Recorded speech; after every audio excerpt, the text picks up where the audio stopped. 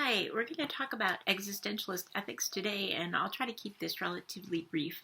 So we've been looking at Sartre and Nietzsche, and both of them have talked about the rejection of any kind of objective, universal moral standards. But there are a lot of ethical commitments that seem to be based in existentialist thought. So I want to kind of look at that. Is there any such thing as existentialist ethics, and what might it be committed to? So one of the things that of course comes up is authenticity, that we have sort of an obligation to live our life authentically. And another concern that Sartre brings up is, when we make our choices, we have to consider that we're, by doing so, kind of endorsing that choice for everyone. So that gives a certain gravity to the choices that we make. Also, the concern for freedom suggests that we should not be just concerned with our own freedom, but freedom more generally, like freedom in the political sense. Heidegger talks about authentic care or concern for others. How do we show our care for someone else without imposing our own ideas onto how they should live their lives? Heidegger also talks about embracing the values of one's society.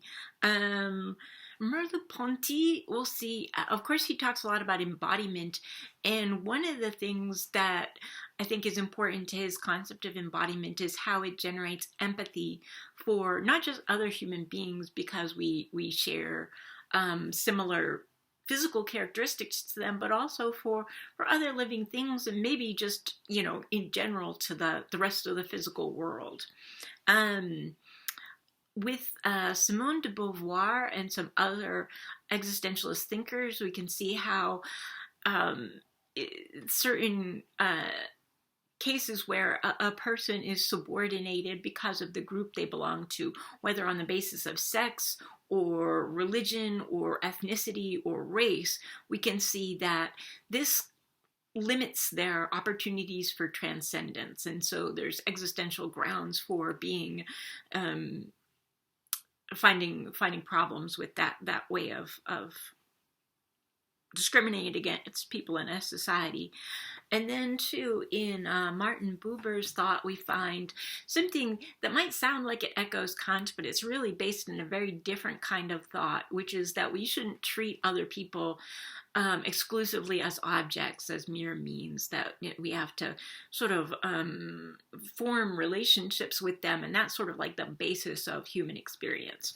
Now, all of these, what's distinctive about them, what makes them existentialist ethics, is their focus on lived experience. So they're not looking at abstract principles. They're not trying to generate an ethical system from some sort of first principles, but they're saying, like, what do our embodied experience, our lived experiences tell us about the world, and what responsibilities or obligations we might have to other people in the world. Now, I want to address a few things specifically. We'll look first at the idea of authentic care that Heidegger talks about, and I think this is very relatable, specifically for college students. If you're in this situation where you're trying to develop your own independent life, but you still have some connection and maybe some dependence on your parents as well. So, with this concern for freedom and authenticity, you might say, well, you've got these parents and they care about you, but there's different ways to care about your kids, right? Your parents could be very involved. They could be very much wanting to be kept up to date on every little thing that's going on in your life. They might pay your rent, but say, this is where you can live and this is how you can spend your money, etc. So in that sense, they would be extremely, keep you on an extremely short leash. Now, you wouldn't doubt that they care about you, but that seems extremely intrusive, right? It doesn't show respect for you as an autonomous individual. It doesn't give you a lot of freedom, and it doesn't really allow you to live your life as you choose. On the other hand, a parent could be more hands-off, like give you the tools to be able to go out and live your own life and make your own choices. Right now, how much to do that is a question. If they're funding you, you might say, as long as there's like a financial interest involved, they still have they still have the ability to kind of pull the strings, but ideally when you care for somebody else, you give them freedom to make their own choices and even to make their own mistakes, right? And I think that's a really challenging question in terms of the parent-child relationship, is how much do you take a hands-off approach? Like if you see your child making decisions that you don't think are in their best interest, do you try to move them into a better direction?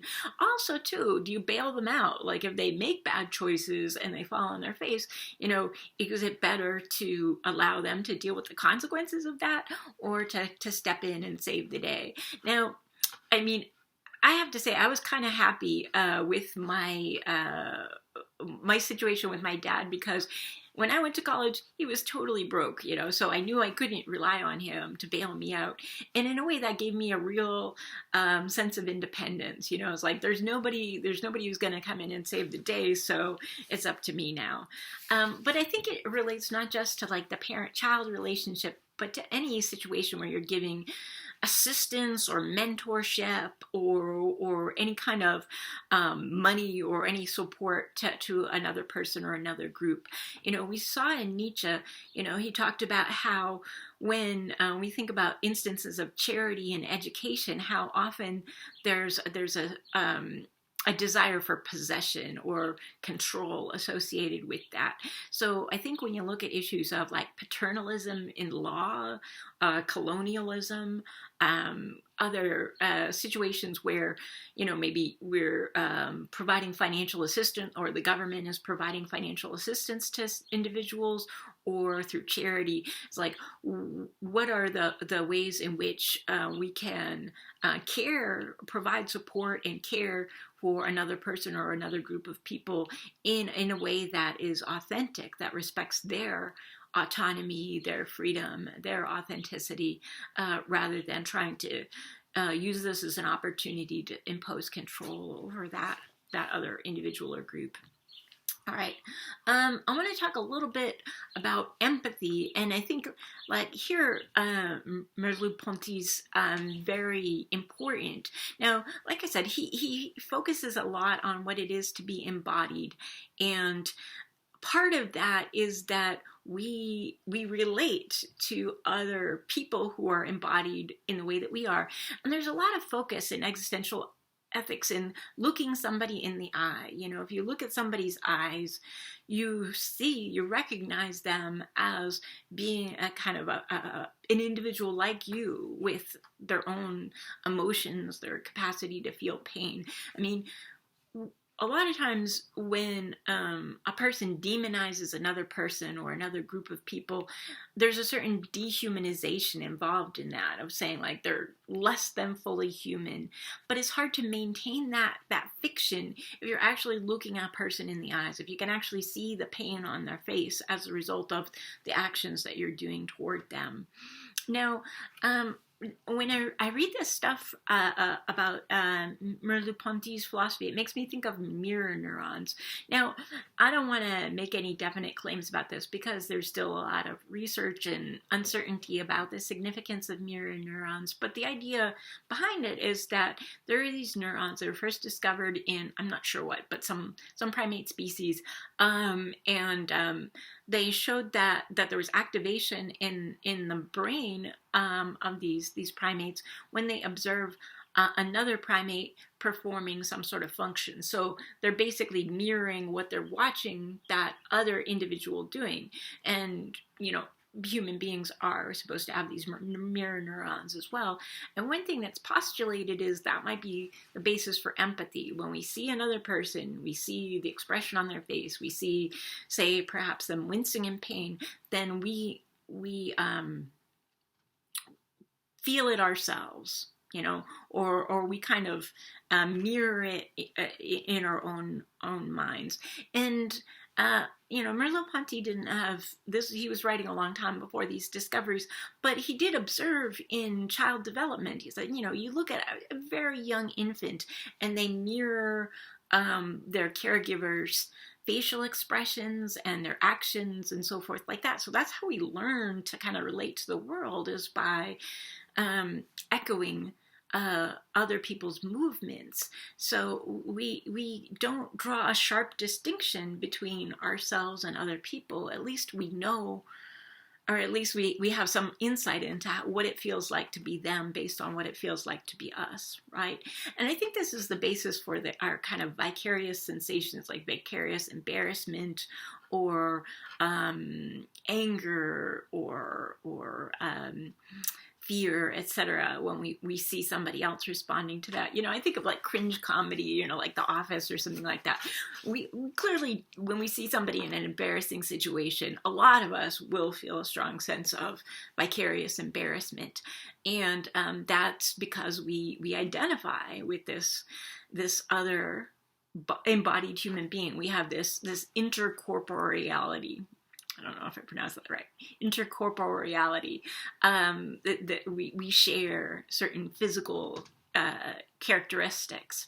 And I think this can relate to a lot of different things. Like maybe a really striking example would be for a woman who experiences pregnancy. Now, I'm not trying to say that every woman who's pregnant feels a strong sense of maternal attachment to their child. I mean, it's not necessarily universal, but for many women, the experience of actually having another living being inside of your body creates a bond with that other person that is very profound, is very strong.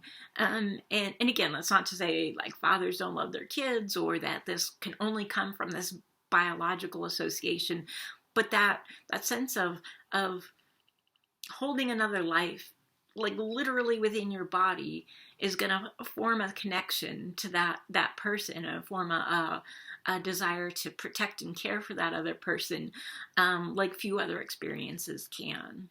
Okay.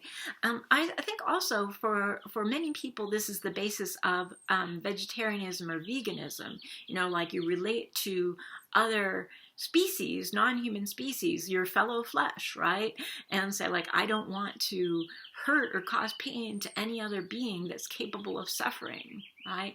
And some people, I don't know if you've ever talked to somebody who made this distinction, but they say like, I won't eat anything that has a face, right? So, I mean, that really echoes the Merleau-Ponty's concept, is like, if you can look another creature in the eye and see what it's feeling, then you have to, on some level, have empathy for that creature. Okay.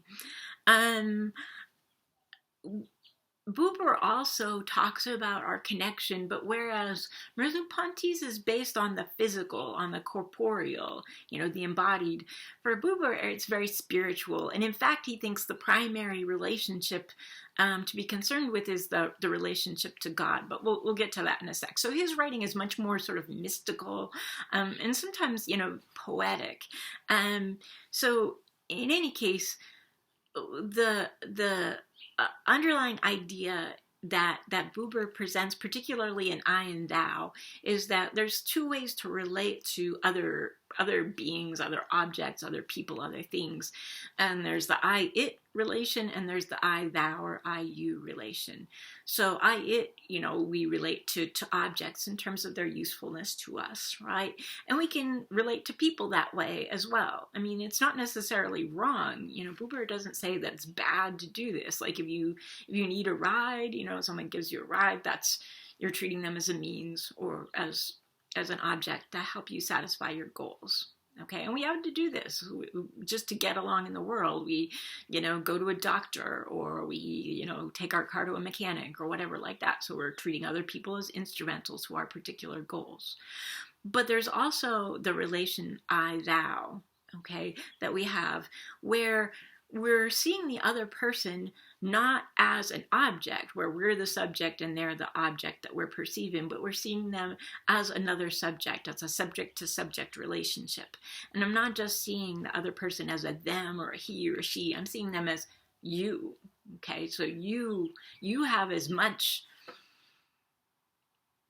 humanity as I do. When you look at somebody in the eyes, again, I think there's a lot of focus in existentialist ethics with, what is it actually like to confront another human being? Okay. And we do have these relationships with other human beings where, we recognize that they're not us. They're distinct from us, but we're not detached from them either. We feel, a kind of a bond with another person. And for Buber, even though there's nothing wrong with treating other people as an it, sometimes if we don't treat another person as a you, if we don't have that I-thou relationship, we're really missing out on some fundamental aspect of our humanity. Okay. Now, that doesn't mean we have it all the time. Like you might, in your relationship with a person, like with your, sister or your parent or your child or whatever, sometimes relate to them in that I-thou sense. And you might sometimes relate to them in a more means or objectifying way, depending on the circumstance. Or again, you might have a momentary connection to a person that you meet, but it doesn't necessarily endure over time. But when you do feel that subject to subject connection, that's what Buber is talking about. And I think, where it really strikes me is, if a person is facing some kind of fear, the thing it made me think of was my husband was going into surgery and, I was holding his hand and he kept telling me he loved me. And I think it's so important for many of us to not feel alone in those moments that are very frightening and uncertain. And I'm sure I would be exactly the same way. I just want to know there's someone there, there's someone holding my hand, and someone who I love and who loves me, to give a sense of diminishing that terror in a situation like that. Now, Kant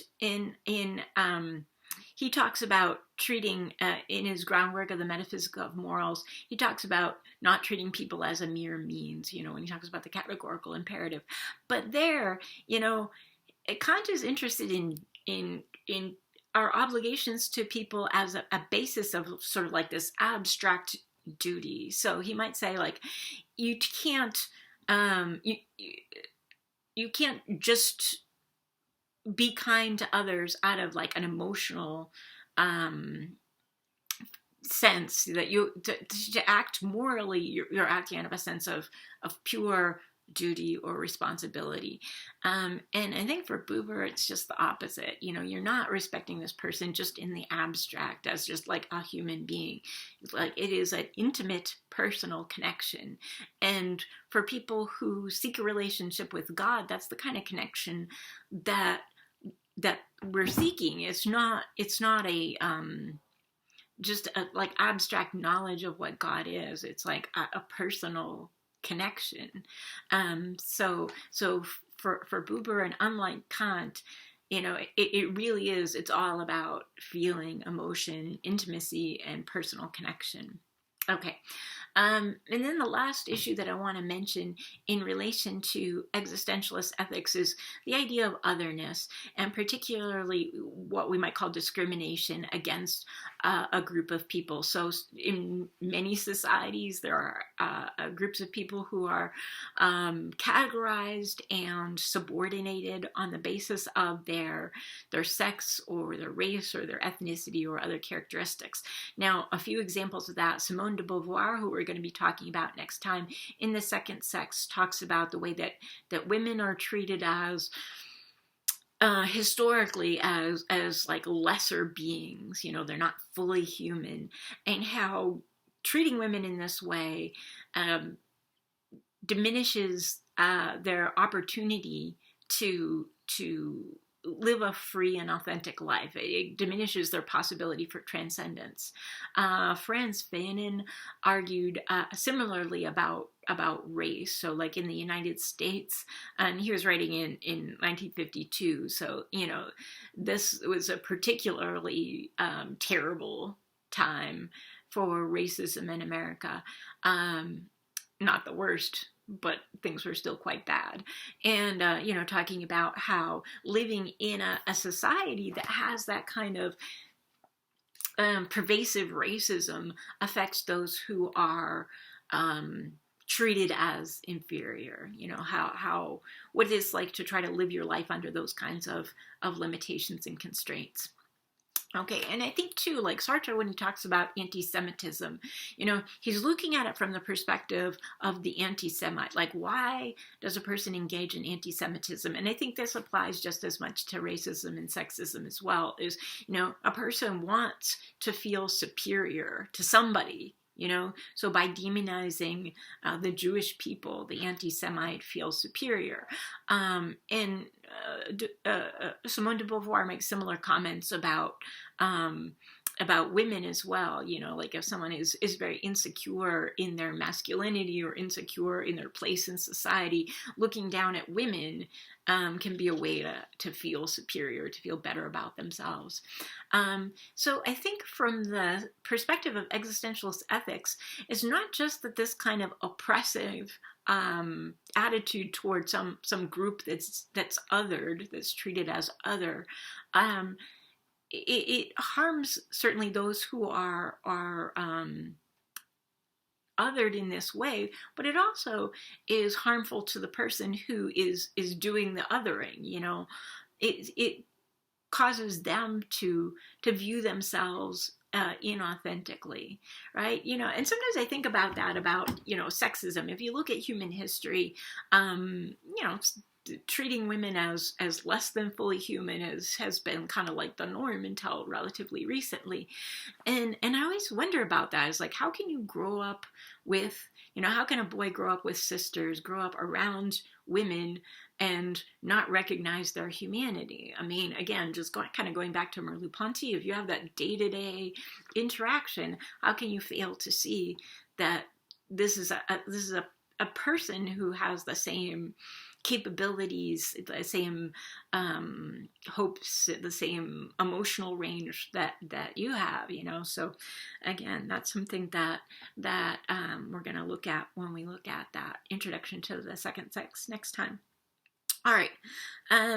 So a couple of questions I want to pose just generally is, so if these concerns with freedom and authenticity, etc., if our feelings of empathy are more or less universal, these are kind of characteristics that all human beings have, does that give an objective basis for ethics? Do these shared concerns, the shared human condition, provide an objective basis for ethics? Then there's another question that I think is important, is we might say one of the reasons why we value a system of ethics is we want to be able to say, this is something you should do, this is something you should not do, this is what, there's these rules that apply to everybody. But can you do that from the standpoint of existentialist ethics? Can you say, this is what we ought to do and this is what we ought not do? I mean, we can try to convince people that this is a good idea, but do we have any leverage to try to claim any kind of universality to it? And I think, we could say something like, of course we could advocate for laws. We don't have to assume that there's some kind of universal ethical principles to say, well, it's in our best interest to have laws in place that preserve kind of social harmony and prevent there from being, chaos, and prevent us from being in danger.